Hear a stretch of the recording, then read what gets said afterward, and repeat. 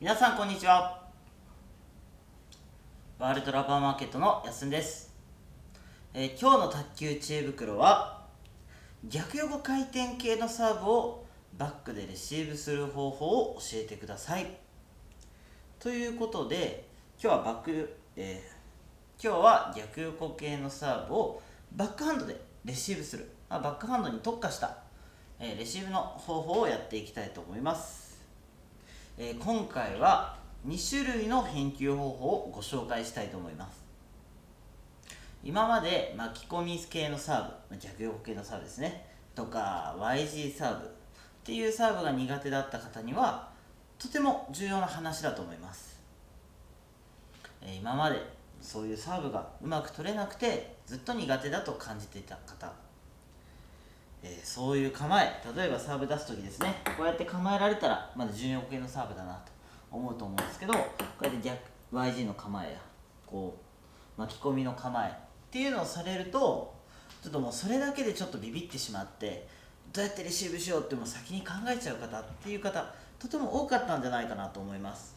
実際にそうやって言っている私もそういったサーブがもともと苦手だったんですけど、ある時返球方法のコツをつかんで、どうやったら返球できるかなっていうのを覚えれば、あとはもうそれが横下か横上かっていう判断をして、それに応じた返球方法をすればいいというだけになったので、とても簡単に返球することができるようになりました。ですのでそういった逆横系のサーブが苦手だと思っている方、ぜひ諦めずにその返球方法を覚えてしまえば、後々楽に返球できるようになると思いますので、ぜひ参考にしてみてください。ではこの2種類の方法っていうのを紹介していきたいと思います。まず1つ目は回転に逆らう方法ということになります。この方法は実は今まで卓球知恵袋で何回も紹介している方法になります。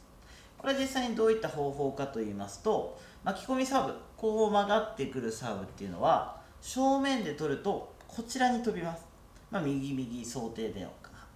右利き対右利き想定での話になるんですけど、当てるとこちらに飛びます。でその性質を、理解した上でこちらの角度を向ければいい。相手がこういうサーブを出してきたらとりあえずバックで返球するというふうに考えれば、こちらに飛ばないように、向けてやる、目を向けて正面を取るのではなくてこちらを向けて取ってやれば、とりあえず相手のコートに返球できるよという話、今まで卓球知恵袋でさせてもらってきたんですけど、そういった返球方法が回転に逆らう返球、例えば横下だったらちょっとつっつき気味に向けてこうやって押してやる、横上だったら押さえるようにそちらを向けて押して、向けて返球してやるというのが、とても簡単な返球方法。これが1つ目の相手のこういう回っている回転に対して逆の回転ですね、加えるような角度を作って返球する、回転にやられないように返球するっていうのが一つの方法。もう一つの返球方法は回転に逆らうのではなくて回転を増やしてやるような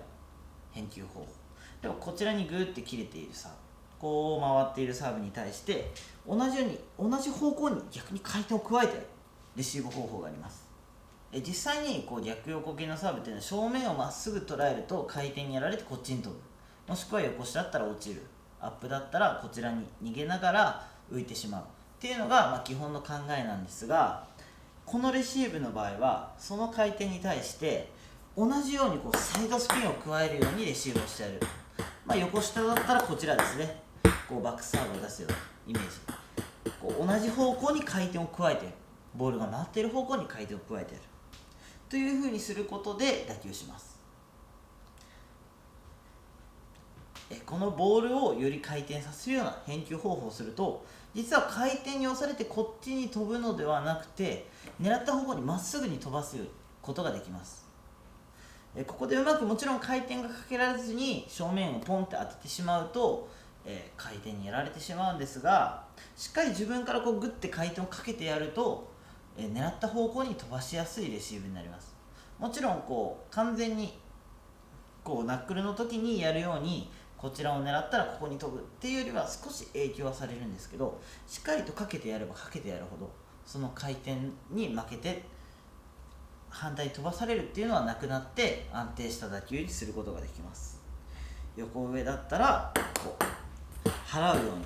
サイドスピンフリックみたいな感じですね。サイドスピンをかけて払ってやる。こう曲がってくるのでボールをこちら側から取るのではなくて、曲がってきた方向で待ち構えるような形でグッて体を入れ込んでかけてやる。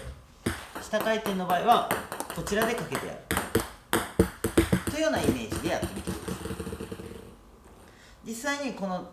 返球方法でしっかり回転をかけてやればかなり安定したレシーブ、打球を飛ばすことができます。もちろん自分から回転をかけるスキルが必要になるんですが、その分より回転に逆らうよりもよりコースを狙いやすい、さらには強い打球、